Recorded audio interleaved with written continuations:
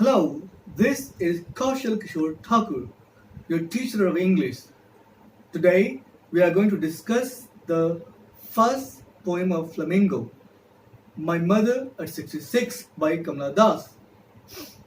If you have a look at the poem, you are taken aback. You're taken aback because you find it very difficult to consider this writing a poem. Actually, you have had your own notion of a poem. In your view, a poem should have rhymes, it should have stanzas, but what is presented here as a poem doesn't have a rhyme scheme, nor does it have any stanzas. So why is it to be called a poem at all?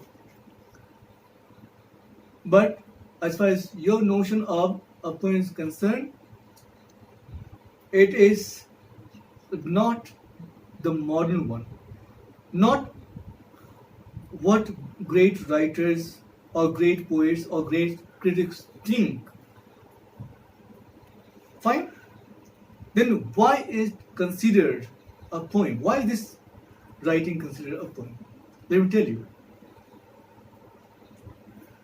The modern view of poetry holds that poetry is different from verse. If you expect rhymes, okay, they can be found in a verse, but they may not be in a poem. I say may not be. There are great poems in rhymes also. There's no doubt about that. But rhymes are not essential. There are great poems without rhymes.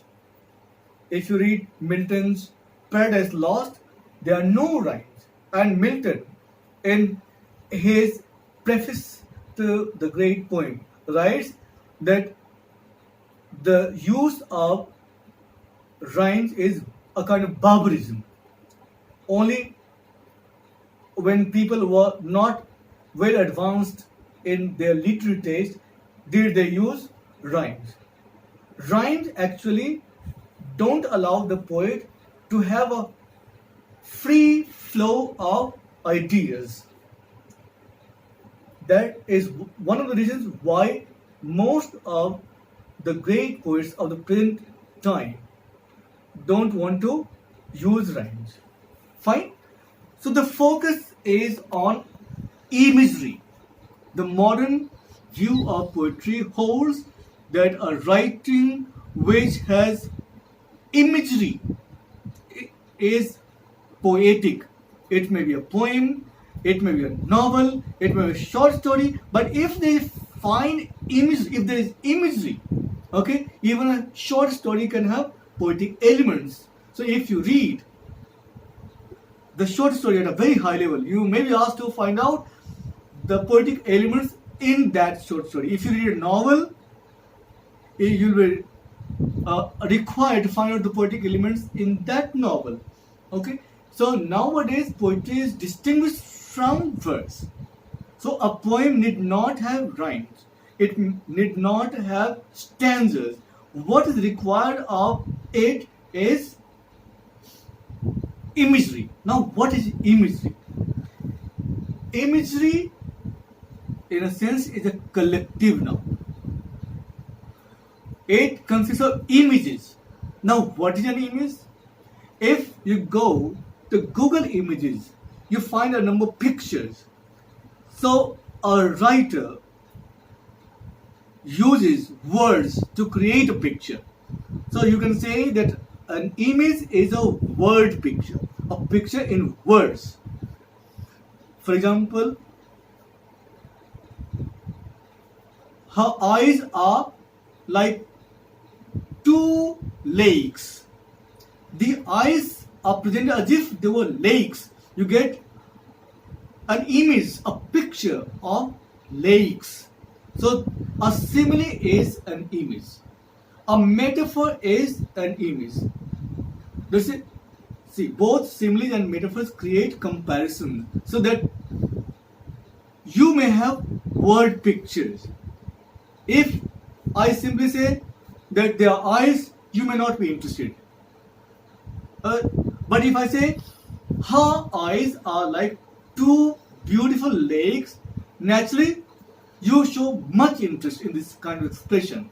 So imagery attracts you, attracts the reader. Fine. So imagery consists of several figure speech. Let me make one point amply clear. There are several books like sample papers, guides which generally misguide students, okay, and other things which show that imagery is a figure speech. Let me tell you very clearly, imagery is not a figure speech.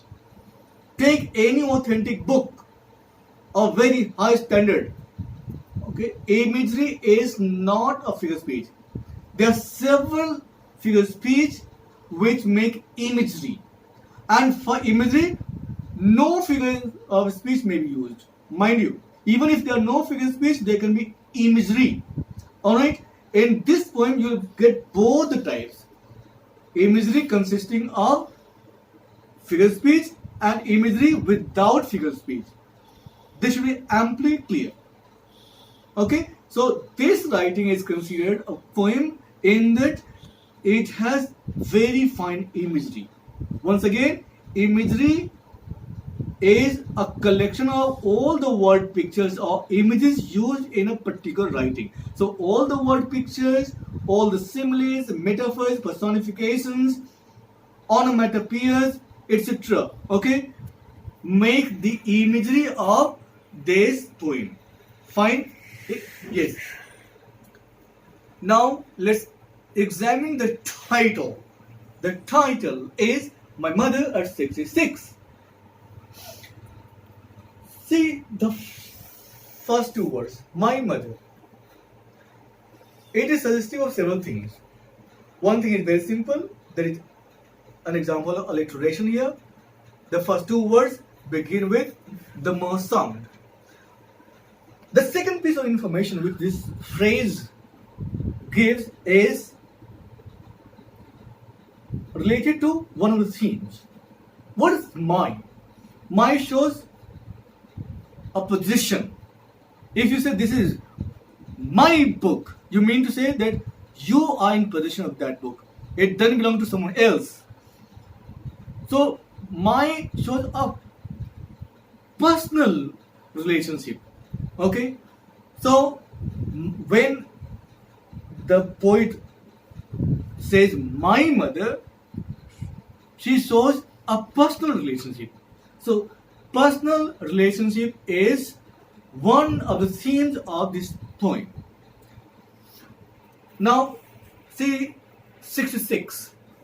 As you know, 66 is a number, but this number has to do with an age. Whenever you read any piece of literature, try to take yourselves into the writer's time. Kamala Das was born in 1934, almost 85 years ago. Almost 85 years ago.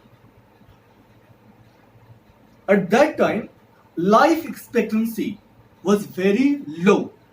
If people lived for 70 years, okay, they were considered to have lived a very long age. Now here the mother is 66 years old. So if we go by the life expectancy of the times when Kamala Das was young, okay, the mother was nearing her death. Okay, she was supposed to be extremely old by the yardstick of those times. Nowadays 66, if someone is 66, he or she is not supposed to be extremely old. But in Kamala Das's time, if someone was 66, he or she was supposed to be very old, because very few people lived for 70 years. Alright? So 66. This gives us another theme, which is old age. Old age. Fine? Yes. And since the mother is old, and if the speaker is the mother's own child, as the title suggests, my mother naturally, okay, she will be disturbed because no one wants to lose his or her mother. Alright? So this title has given us much information. Yes. Now let's start the poem proper. Driving from my parents' home to Cochin last Friday morning, I saw my mother. Fine. These lines give no literary information. Not all the lines of a poem give you poetic information. Alright? There are only very few lines in a poem which are really poetic. Fine? Yes. So here the speaker is going to Cochin airport. Mind you, Cochin. Cochin is in Kerala. And if you read about the poet Kamala Das, you will find that Kamala Das was born in Kerala. No writer writes in a vacuum. Whenever a writer writes, he or she is completely immersed in his or her time, his or her place. Okay, so this reference to the airport, Cochin airport, clearly suggests that the speaker belongs to Kerala. Fine? Yes. So, and as far as Kerala is concerned, as far as I know from the history of South India, it is a state having matrilineal society. In this kind of society, the mother is very important, rather the most important person in the family. Okay? Yes. So, we'll see the importance of the speaker's mother. Yes. Driving from my parents' home to Cochin last Friday morning, I saw my mother beside me. Actually, the speaker is going to Cochin airport, and in her car, by her side, is sitting her mother. But now starts her appearance. See the appearance. The words which describe her appearance, okay, are very disturbing. Doors open mouthed, her face ashen-like that of a corpse. Very disturbing. Very disturbing. The first word is not very disturbing, but the words that follow are very disturbing. The mother doesn't seem to be enjoying anything. She is dozing off. When you are bored or when you are tired, you start dozing off. So the mother shows no sign of liveliness. She is dozing. She is open mouthed. She seems to be so tired. See, when you are extremely tired, okay, you start dozing off, keeping your mouth wide open. Okay, one may put some sand into your mouth. Okay, so please don't do that. Yeah. Yes, open mouth, her face ashen-like. See, those open mouth. Although there are no figure speech in these two expressions, those and open mouth. Okay, you find that a word picture is created. A word picture.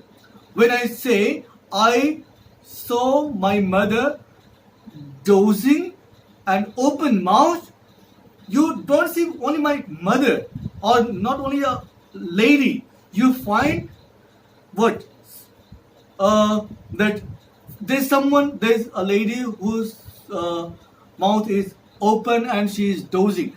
So a picture is created. This is an image. Without any figure speech, you can create an image. So this is one example of an image without any figure speech. So don't say that imagery is a figure speech. Imagery is not a figure speech. It may not have any figure speech. Okay? Now, there is another kind of image where we get a figure speech. Her face ashen-like. Like when two things are compared, two dissimilar things, not similar things. When two dissimilar things are compared with something in common, okay, with the help of like, so, or as, we get a simile. So here is a simile. Her face, ashen like, ashen from ash. Okay, when do we get an ash? When we burn something.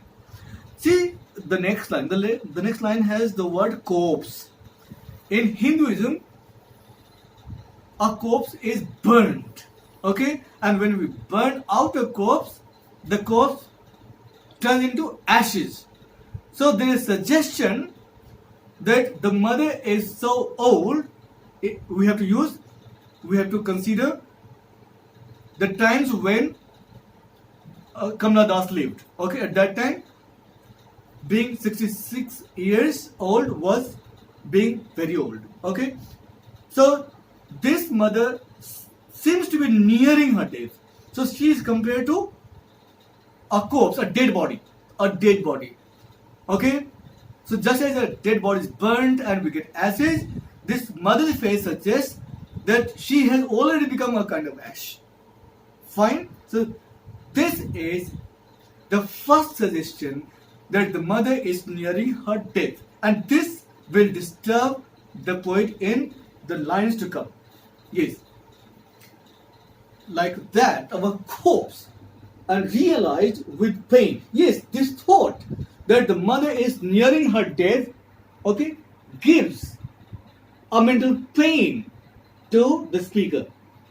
The pain is due to the fact that she thinks that her mother has become so old that she will die. So, since the speaker, if you read about Kamala Das's life, you'll find that Kamala Das was very attached to her mother. The mother was not only caring, she shaped her career. Kamala Das is known for her great poetry. The poem you have to read is not a great one. Okay? If you want to read more Kamala Das's poems, there are greater poems, like Summer in Calcutta. Fine? Yes. So, Kamala Das's mother herself was a great poet, and it was from her mother that Kamala Das learned the art of writing poems. So, in a sense, Kamala Das considered her mother her mentor, her role model. Okay, and she didn't therefore want to lose her mother. So, the moment the idea or the thought came to her that she would lose her mother, she had much mental pain. So, here too, the speaker, like Kamala Das, mind you, the speaker may not be the poet. It's another thing that in this poem there are suggestions which make us identify the speaker with the poet, but it's not necessary that the speaker has to be the poet. Oh, one more thing. Nowadays we don't use the word poetess or poetess. Okay, there are two pronunciations. Okay, why? Because in this professional world, in any profession, we try to avoid a kind of gender discrimination. Okay, we don't say authoress or authoress. We never say such a thing. We have the word teacher. We never say teacheress or teacheress. Okay, so never write poetess or poetess. Now, such an expression is old-fashioned.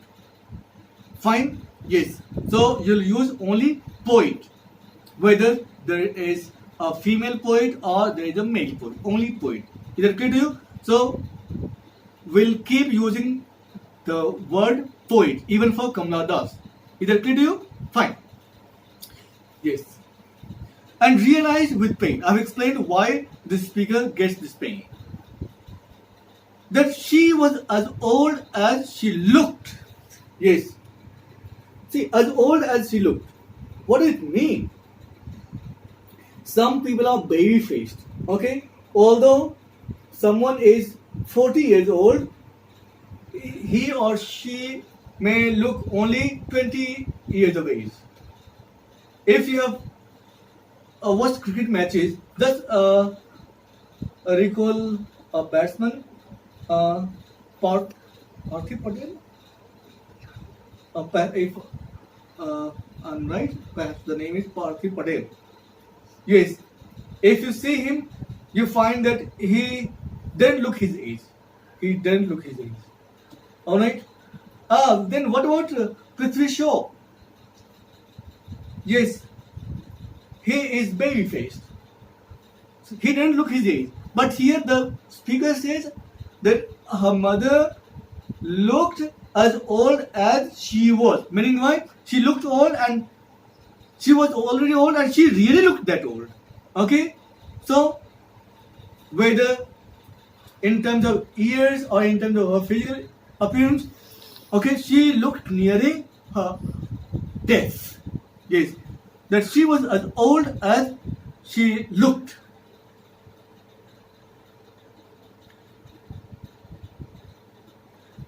But soon, put that thought away. Why does the speaker put this thought away? What is the thought? That her mother has gone very old. So old that she may be lost to death. Alright? Then why does she put this thought away? Because if she keeps thinking of her mother's death, losing her, her emotion will be reflected on the face. And if the mother sees her disturbed face, she too will be disturbed. Since the speaker is leaving, okay, for some other place, she doesn't want to leave her mother distressed. Okay? Yes. So she tries her best to control herself. So she puts that thought away. So in order to put that thought away, she devises something. She starts looking out of the cup and looked out at young trees. See the contrast.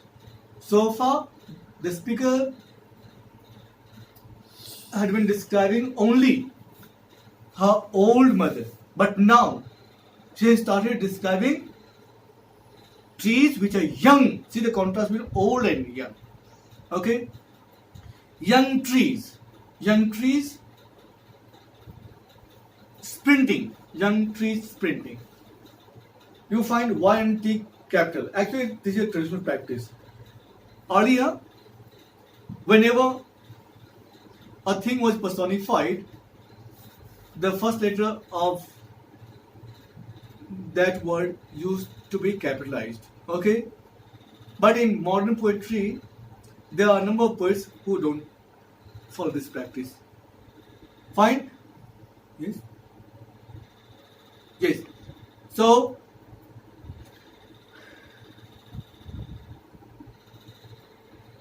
here young trees are personified. There is another reason why we see an example of personification here. These young trees behave like children. Okay? They behave like children. They behave like persons. So young trees sprinting. When you say sprinting, there is another figure speech.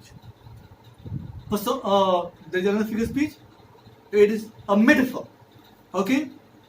They are a metaphor, basically. So there are two figure speech in this expression. Young trees sprinting. One is personification. The other is a metaphor. Why is there a metaphor? Because there is a comparison. The young trees are compared to people who sprint. Sprint means run. Have you heard of P.T. Usha? She is called the sprint queen of India. In her time, she was the fastest female runner. So these trees are young, like children. And just like young children, they are sprinting, running. But since there is comparison between two essentially different things, we say that there is a metaphor. Okay? Basically, they are metaphor. Okay? When I say, when his only son died, he steeled his heart. Okay? There is a comparison between the strength of steel and the strength of the heart. The heart is made as hard as steel. Okay? So since there is a comparison and there's no like or so or as, we say that there is a metaphor. Okay? Yes. A word can have more than one figure speech. Basically, there is a metaphor here. But since we have young trees also, and later we find, yes, we find the word children also. These young trees are compared to children. So we have two figure speech. When you consider only young trees, okay, you have an example of personification. But if sprinting comes in, you get a metaphor. Two, yes. The merry children. See another contrast. See another contrast. Merry, happy. On the one hand, the mother is devoid of liveliness, happiness. Okay. On the other, there are children who are full of liveliness, happiness. They're spilling. See, there is another metaphor. You spill milk. Milk is spilled. There is an expression. It's no use crying over spilled milk. Okay. So when milk is spilled, the milk comes out of its container. So what is the container here? The container refers to the homes out of which the children are coming. So there is a comparison without like, so or as. So there is a metaphor here. Yes, the merry children spilling out of their homes. Even peas are spilled. So these children are coming out of their homes like peas. They are so small. Yes. So here the comparison is valid. In the meantime, these two reach the airport. When they reach the security check, the mother is not allowed because she is not going. Only the daughter has a valid ticket, so only she is allowed beyond the security check. Crossing the security check, the daughter, that is the speaker, stands a few yards away. She turns to her mother to take her leave. Yes. She looks at her mother again. I looked again at her. Worn. Mind the pronunciation. W-A-N is worn, not when. Mind you, it is worn, not when. Don't go by what others say. Consult a very good dictionary and you'll find that the standard pronunciation is worn. There is only one pronunciation, which is worn. As in sworn. Yes. I looked again at her. Worn, pale. Pale, yellowish, slightly yellow. When someone dies, the body looks pale, slightly yellow, because the blood stops running. Okay? Fine. So there is another suggestion that this mother seems to be lacking in adequate amounts of blood. Fine? Yes. So the face looks pale, yellowish. Fine? And this makes the speaker compare the mother's face to a late winter's moon. If you have read about the seasons in English, you must have come across 4 seasons, 4 main seasons. Okay? These seasons are the spring season, the summer season, the winter season and the autumn season. Okay? The winter season is compared to old age. These seasons may be compared to the stage of human life. The winter season is compared to old age. Fine? So there is a very fine simile here. The mother's old age or the old mother is compared to what? The winter season having what? A pale moon. Pale moon, not a bright moon. Since the mother's face lacks brightness, and this late winter's moon too lacks brightness. Okay, their comparison. A simile is used. Both the mother's face and the late winter's moon are worn and pale. So the comparison is valid. Mind you, there is simile here. And there is therefore an image. All similes, all metaphors, all examples of personification, and there are other things also, okay, which form the imagery of a writing. There are other things also which we can't discuss here because they are not in this poem. Fine? Yes. The late winter's moon and felt that old familiar ache. Ache means pain. On the first page you have come across the word pain. What is the pain? The pain of losing her mother. Okay? Why does this thought give the speaker this pain? Because the speaker is very attached to her mother for two reasons. Right since her childhood, okay, she has been taken care of by her mother, number one. Number two, her mother has shaped her career bit by bit. Okay, so maybe the mother is her role model, a priceless object. She doesn't want to part with that. So the moment she is haunted by the idea that her mother is getting older and older and she is thereby nearing her death, okay, she is extremely disturbed. The pain has been with her since her childhood. That's why it's old. And since she has known this pain for a long time, it's familiar. So that old familiar ache.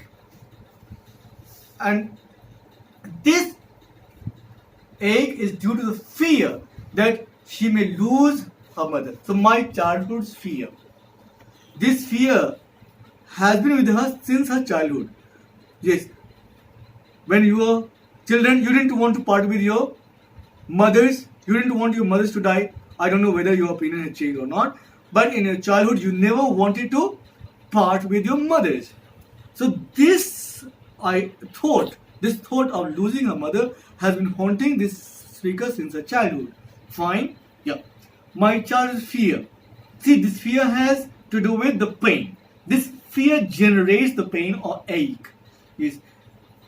But again, she controls herself because she doesn't want this thought or this emotion to be visible to the mother. Okay? So she controls herself. She does something now. She says something which tries to cover her emotion, her real expression. Okay? But all I said was, see you soon, Amma. I'll see you soon, Amma. That's it. The mother was going to live. And when the speaker comes back, she will see her. But this is ironic. It is ironic because from whatever we have read, we come to know that the speaker thinks that she may not see her mother, she may lose her mother. But ironically, only in order that the mother may not be disturbed, okay, in her absence, does she say, see you soon, Amma, meaning why? She will come back soon and she will see her mother. Okay, that way she shows her optimism, but this optimism is ironic.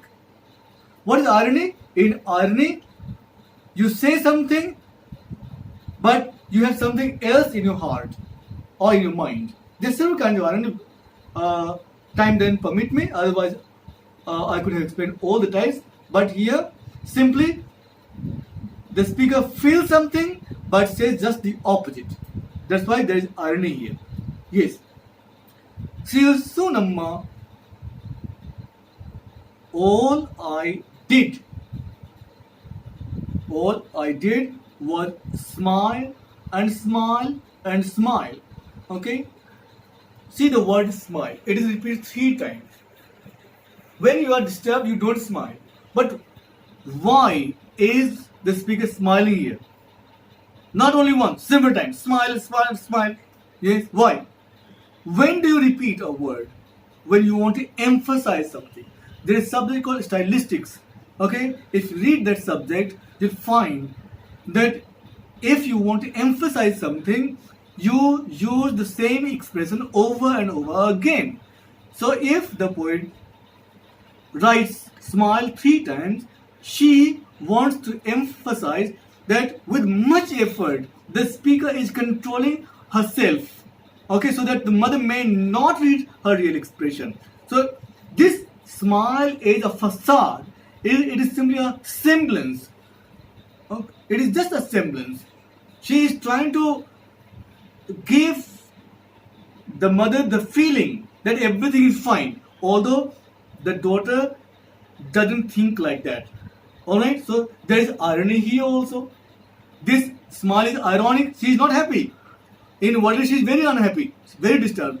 But she, only to give a positive impression to the mother, starts smiling, emphasizingly. Okay, smile, smile, smile. Okay, if you read the poem at a very high level, you'll find that there is a figure speech which is called polysyndeton.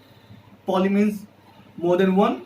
Okay, and syndeton has to do with a conjunction. If a conjunction is repeated several times, okay, we say that there is a polysyndeton. You can see that and has been repeated here. Generally, in one clause, we use only one and.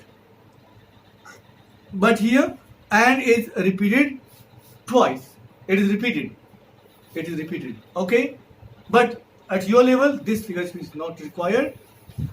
And see the end, there are so many dots, there are so many points. Okay? This shows this kind of writing, this kind of typesetting shows a typographical error. Only 4 points are required. If you read how to write a standard paper, you'll find that if you leave something unsaid, you have to use a maximum of 3 points at the beginning or in the middle of a writing. But at the end, if the last word is supposed to end with a full stop, we use 4 points or 4 full stops. Okay, here there are 6 full stops which are wrong. There should be a maximum of 4. Only 4 are required. Fine? Yes.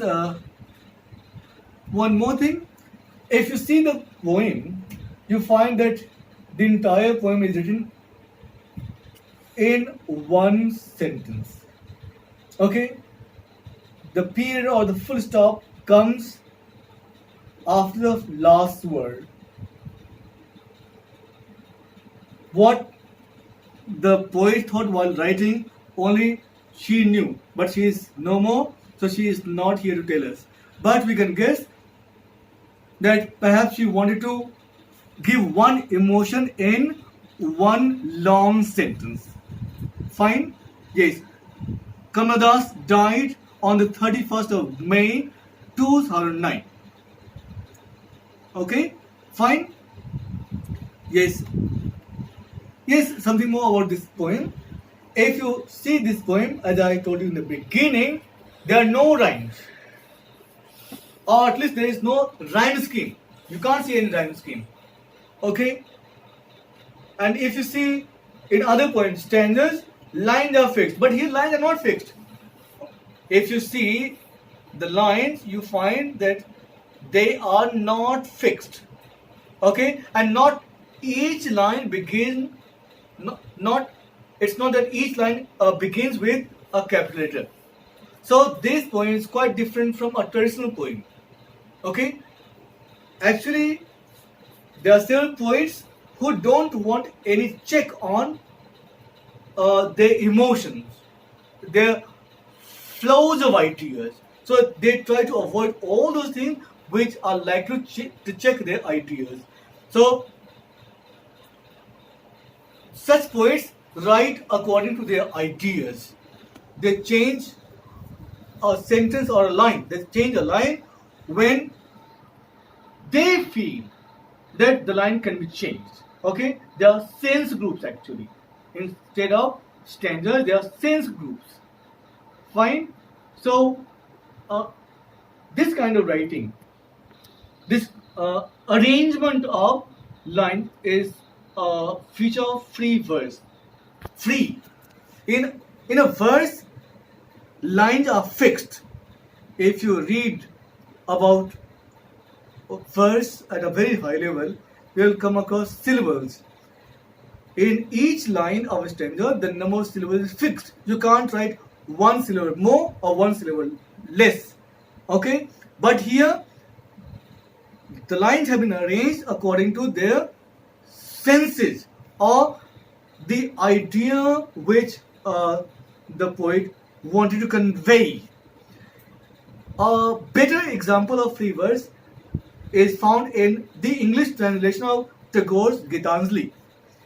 If you read Tagore's English version of Gitanjali, you'll find that there are no rhymes, there are no stanzas, but the idea is so powerful that each song, the name suggests that they are songs. Okay, so each song leaves a lasting impression. So in a great poem, two things matter: a great idea and a very fine use of imagery. Fine. This writing is considered a poem because there is a very fine use of imagery. Once again, imagery is not a figure speech. Okay. Figures of speech like similes, metaphors, where there are comparisons, make imagery. Examples of personification make imagery. Onomatopoeias make imagery. Time didn't permit me, otherwise I could have explained each of them. Alright? Yes. So, even if there are no figure speech, there can be imagery. So, forget that imagery is a figure speech. Imagery is not a figure speech at all. Imagery may refer to more than one figure speech. Okay? It may not refer to any figure speech. Fine? Yes. Now, I think you'll be able to answer all the questions. The first question: what is the kind of pain and ache that a poet feels? We have discussed the answer to this question. Not once, at least twice or three times. Yes. The next question is: why are the young trees described as sprinting? We have discussed it. Next, why has the poet brought in the image? See the word image. I have been telling you that in a poem, what matters is the imagery used there. Imagery is a collective term here, suggesting that all the images, all the similes, metaphors, examples of personification, onomatopoeias, etc., or any word picture without any figure speech. Fine? Yes. So, here, what is an image? A word picture. I told you that a metaphor is a figure speech. On the first page of the poem, children are spilling out of their home. I told you that there is a metaphor there. Yes, there is a metaphor there, and a metaphor is an image. And this question clearly says that this is an image. Okay? You get an image, a picture that someone is coming out. Some children are coming out. Okay? They are not simply coming out. They are coming out like peas. Spilling out of what? Their containers or bags. Fine? Here, those containers are homes. Clear? Next. Question number 4. Why has the mother been compared to the late winter's moon? We have discussed the answer. The last question. What are the parting words? Parting, separating. Okay? When you go away from your friends or your parents, you part with them for some time. Here, the daughter is going away from her mother, so she is parting with her mother, but only for some time. And the words spoken at that moment are the parting words. What are the parting words? See you soon, Amma. See you soon, Amma. Okay, so what do the parting words of the poet? See, the word poet, not poetess or poetess. Never use poetess or poetess. Okay, this word is wrong now. You may consult Fowler's Dictionary of Modern English Usage. We no longer use the word poetess or poetess. There are two pronunciations. The real pronunciation is poetess, okay, but you can also say poetess. But this word is fallen out of use. We'll use only the word poet. Yes. What the parting word of the poet and her smile signify? I have discussed with you the use of irony there. Okay? Fine?